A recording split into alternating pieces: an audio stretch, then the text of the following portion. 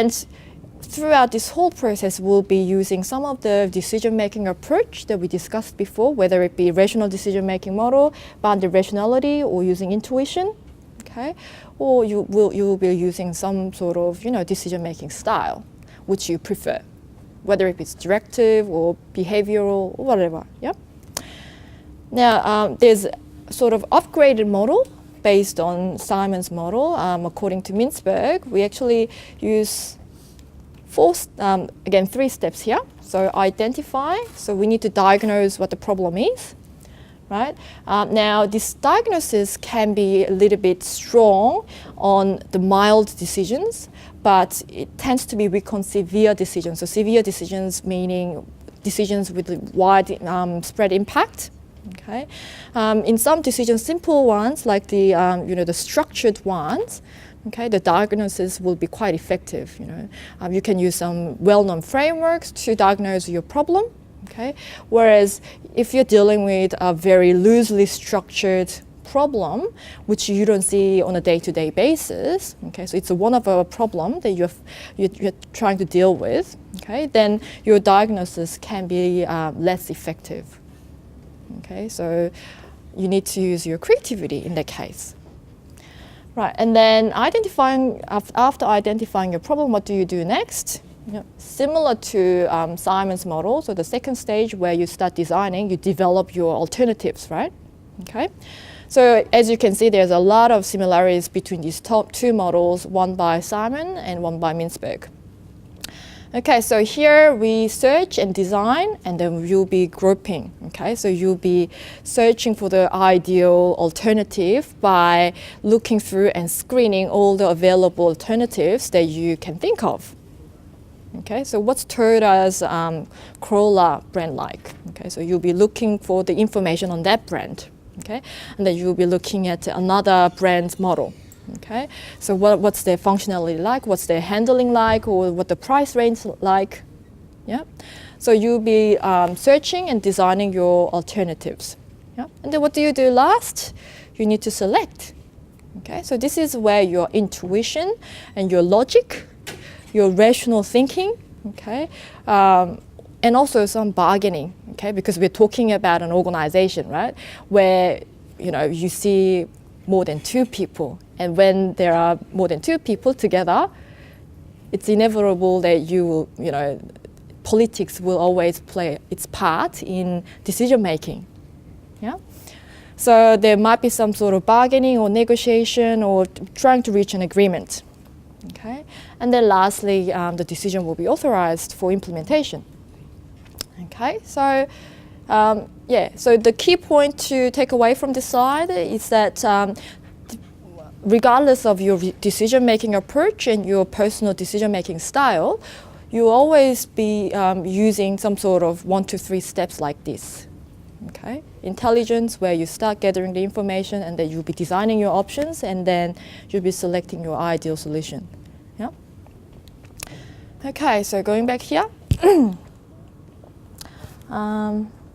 So now look more closely at decision-making approach. Yeah. Here we looked at last week, this box at the top, rationality, bounded rationality, and intuition. So here we looked at economic rationality, for example, ABC, activity-based costing, economic value added, okay, and Simon's bounded rationality, where we satisfy and we choose the option that's good enough. Intuition, so we'll be using judgmental heuristics, unconscious biases, and some social models that will help us to, or that sometimes prevent our rational decision-making approach. Okay, so here we'll be looking at Milgram's experiment and Ash's experiment. Okay, so here we are, guys. So some questions about decision making, which we have sort of discussed last week. Remember the loan manager example that I presented a scenario of at the beginning of the lecture last week, where you come in as a loan applicant, and then the loan manager by then, by the time you'll be invited for an interview for the loan review or loan approval, they would have gone through all your paperwork anyway. Okay, so you go in, okay, and the loan manager will use the paperwork to assess the application, which is a rational approach. But then once you come into the interview, okay, and they see you, and then they'll ask the key question: can we get the money back from this guy or this lady? Okay. Okay. So this is where the intuition comes into the play. Okay, and they'll be assessing the applicant, not the application, with their intuition. So the first impression lasts, right? And that's why you guys are trying to look your part doing your presentation today. Okay, so they'll be using, or they'll be relying more on their intuition to make the judgment on the character of the applicant. Okay. Now, we also talked about the Australian Treasurer who had to make some big decisions about the budget. Okay. Now, we also know that we can't really have all the information in the world. Okay. So they'll be using some limited information, but significant pieces. Okay. And they'll be making important judgments on the limited information that they have collected. Okay. So again, that will be the application of bounded rationality, okay, where we need to satisfy. And then we also looked at the multivariate analysis. So here, we looked at the example of buying a car, remember, and buying a computer, okay, and just briefly about selecting a job candidate, okay, where we can actually use multivariate analysis. So now we are going to look at the intuition and how it actually comes into play when we want to make some decisions in the organizational setting. Okay, so we'll be looking at examples of heuristics with unconscious bias.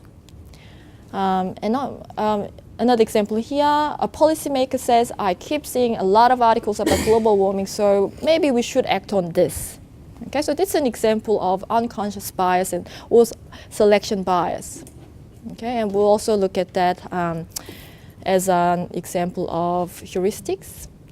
A young ambitious lawyer became aware of an illegal burglary. He decides to do nothing about it when asked. He said, the big boss is a lawyer and he seemed to think it was all right, so I didn't complain either. Okay, so you can see the social influence is also another factor there. Yeah. Last one, people who flicked the switch in the gas chamber, which we looked at last week in World War II, said they were just acting on our orders. So again, the social influence here. Okay. So we'll see that also in the example of Milgrams. Okay.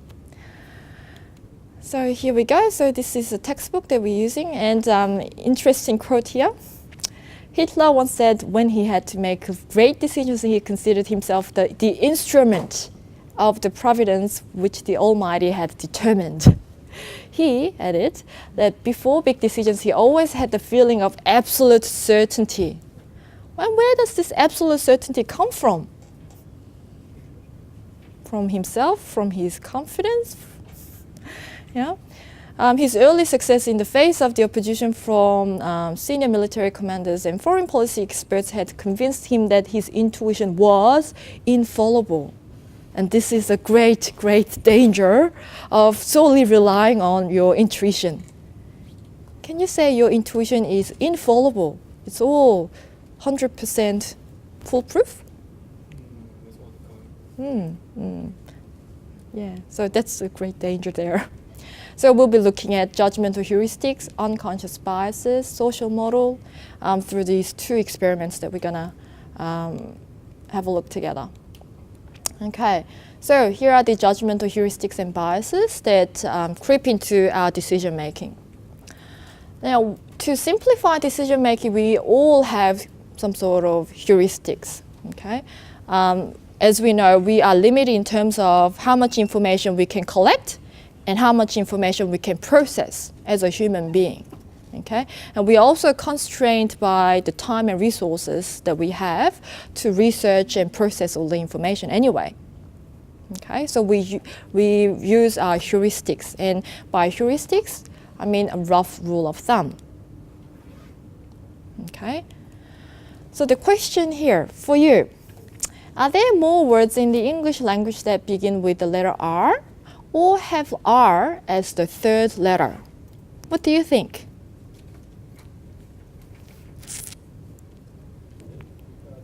What's your gut feeling telling you?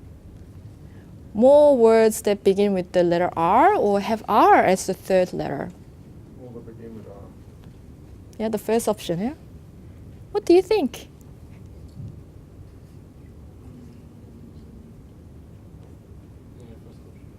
First option, yeah? Yeah, yeah. That's what you would normally say, isn't it? The first option. It's probably because if you look through the dictionary, when you look up the dictionary, you'll be looking at words that starting with R rather than some words with R as its third letter. Yeah, okay, and that's what we call availability bias. Yeah, and the correct answer is actually the words that have R as the third letter. There are more words that have R as the third letter than the first letter. So this is an example of availability heuristic, and an event that evokes emotions and is vivid, easily imagined, and specific will be more available from memory. Okay, yeah, like looking through the dictionary, looking for words starting with R rather than R as the third letter. Okay, then will events of unemotional characteristics. Okay. Now another great example, is how we tend to overestimate the risk of flying versus risk of driving. Okay. So do you think more people get killed in car accidents than flying or air crash? Or is it vice versa? Which one is more fatal? Yeah, that's right. Yeah, but then yeah, but then whatever something happens flying, okay, the media will always go really big on these stories. Yeah, and that's why we, the first, we tend to think that the risk of flying is greater than risk of driving, although driving kills more people than flying, as a fact. Yeah, so that's what we call availability bias because it evokes more emotions, it's more vivid thanks to the media and how they portray these big accidents. Okay. All right, another heuristics and bias. The births were recorded as boy B and G for girl one day at a Melbourne hospital. Okay, which of the following orders of births was most likely to be reported? Boy, boy, boy, boy, boy, boy, boy, all in a row, 8 boys in a row, or B, B, B, boy, boy, boy, boy, and 4 boys and 4 girls in a row, or is it boy, girl, boy, boy, girl, girl, girl, boy?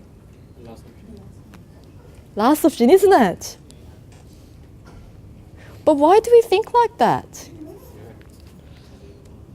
Just because there was a boy, just because the boy was born first, does it actually influence the likelihood of another boy or another girl being born in the next round? Yeah. No. Coin. Yeah, that's right. Yeah, just because you had one head, it doesn't mean that it's going to lead to another head or tail. They are all independent incidents, aren't they? They're all independent events. And one event doesn't actually influence the other event at all, right? But we tend to think that this is very unlikely, and this is unlikely too. But if you have a good mix, that's more likely. Yeah, isn't it? Yeah, interestingly. So this is an example of representativeness heuristics. Okay, we take a very small sample of things, and then we tend to think this actually represents the whole thing. Okay, where does this happen a lot? In gambling. Yeah, we just go, okay, so we had 4 red in a row, so now it's the time for a black. But that's not true, is it? Yeah, that's right. Yeah, yeah. Okay. So we take a very small sample of things and then we tend to think this is actually the pattern. Yeah? But there is no pattern here because these are all random incidents, right? Random events. Yeah? So we believe that a sequence of independent events, yeah, generated from a random process, yeah, should resemble the essential characteristics of a random process even when the sequence is too short for that process to express itself statistically. Yeah. We're always looking for a pattern, aren't we? Now, decision makers expect a few examples of a random event to behave in the same way as large numbers of the events. And obviously, this will influence how we make our decisions, right? Even when you're gambling. Yep. Okay, so we're going to stop here and do a quick experiment in the class.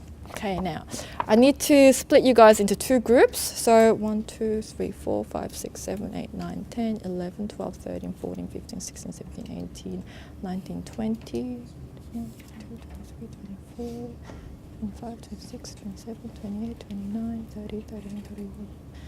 Okay, so I'm gonna have maybe 16 on each side for now. So 1, 2, 3, 4, 5, 6, 7, 8, 9, 10, 11, 12. Can you actually work with this group here? Okay. Okay, so you guys are working with this. Okay, now you need just the top bit. So it's actually got two people's handouts. So tear them into two.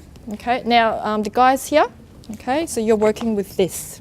Okay, so if you can just turn.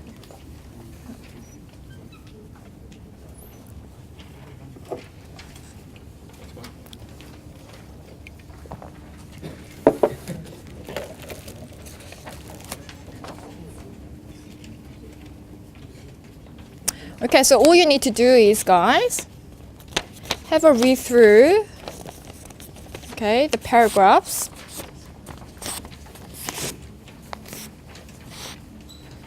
Okay, and the two groups are not talking to each other, okay? They shouldn't talk to each other. Oh, you guys are in the same group, yeah? Yeah, okay, yeah. So don't talk to the others. Okay, Holmes has found a young computer specialist who they want to hire to provide computing support, particularly at the help desk. The candidate located has good all-round qualifications and 4 years of relevant work experience. When asked to estimate the starting salary of this employee, my staff assistant, who knows little about the profession or the industry, guessed an annual salary of whatever amount you've got on that handout. Okay, now what is your estimate? What is your estimate? Okay, you need to put down a number there. Okay, so you just need one part of those two. Okay, you don't need the whole lot. Okay, so if you can just split it between two people. Yeah. Okay, there's space there. Okay, now each group, okay, will have to appoint someone to calculate the average of their group. Okay, so I need an average from each group, guys. So put down a number for your estimate first, and then can I ask you to get everyone's numbers, okay, and get an average of your group, okay? And can I ask you to go around and get everyone's numbers, okay, and get an average for me? You know how to calculate the average, right? Yeah. Okay.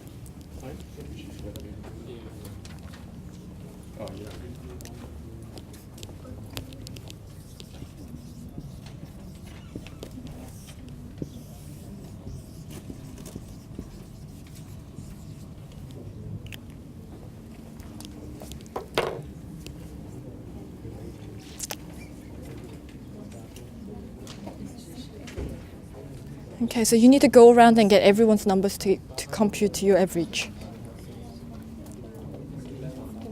Hmm?